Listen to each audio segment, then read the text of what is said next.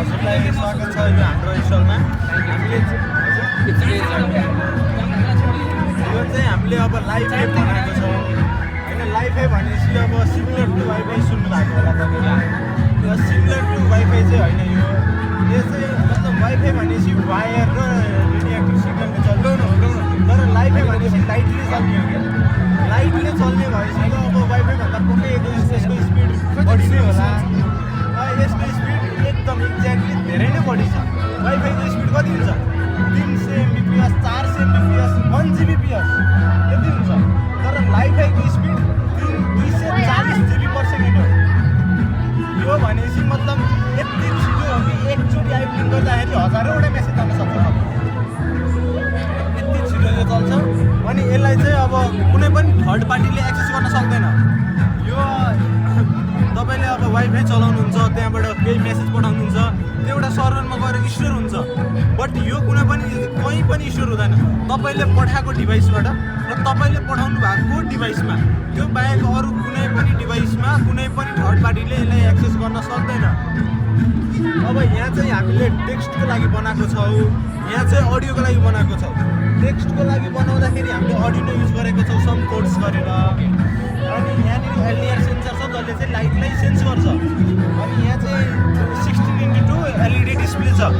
यसलाई चाहिँ यहाँनिरबाट सेन्स गरेको मेसेज यहाँनिर आउँछ। तपाईँले अब यहाँनिर हेर्न सक्नुहुन्छ send any message from Li-Fi app भनेको छ होइन? हजुर। अब लाइफाई एपबाट चलाउनु पऱ्यो। अहिलेसम्म कुनै पनि यस्तो वेबसाइट यस्तो कुनै पनि ठाउँ छैन जहाँनिर यो एप पाउँछ। मैले बनाएको एप हो यो। ओके। यहाँनिर चाहिँ मैले लाइफाई प्रोजेक्ट भनेर लाइभ एप बनाएको छु। यहाँबाट चाहिँ मैले सेन्ड गरेँ भने, यहाँ मेसेज सेन्ड गरेँ भने यहाँनिर ब्लिङ्क हुन्छ। हेर्नु, यहाँ सेन्ड गरेँ भने ब्लिङ्क हुन्छ। यो ब्लिङ्क यो एलडिआर सेन्सरले डिटेक्ट गर्छ। एलडिआर सेन्सरले डिटेक्ट गरेपछि यहाँनिर मेसेज आउँछ। अहिले अब नेचुरल लाइट धेरै भएको कारणले एलडिआरले त्यस्तो खासै सेन्स गर्न सकेको छैन। तर पनि यसको अब यो त्यसको कन्सेप्ट नभए, तर म तपाईँलाई यो सुनाइदिन्छु।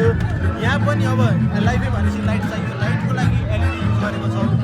एलइडी भनेपछि अब यहाँ तपाईँले सुन्न सक्नुहुन्छ। मैले यहाँबाट अन गरेँ, एलइडी अन भएन। यहाँनिर मैले गरेँ भने तपाईँले यहाँ गीत सुन्न सक्नुहुन्छ।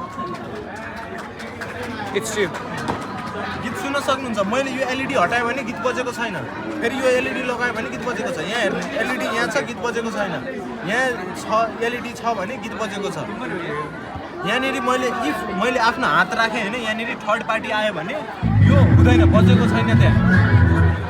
अब थर्ड पार्टी त त्यसमा नि त्यस्तै हो, यसमा नि त्यस्तै। कुनै पनि थर्ड पार्टी आयो भने त्यहीँनिर तपाईँको सिग्नल ब्लक हुन्छ, त्यो कसैले एक्सेस गर्न सक्दैन। यति हो। Thank you.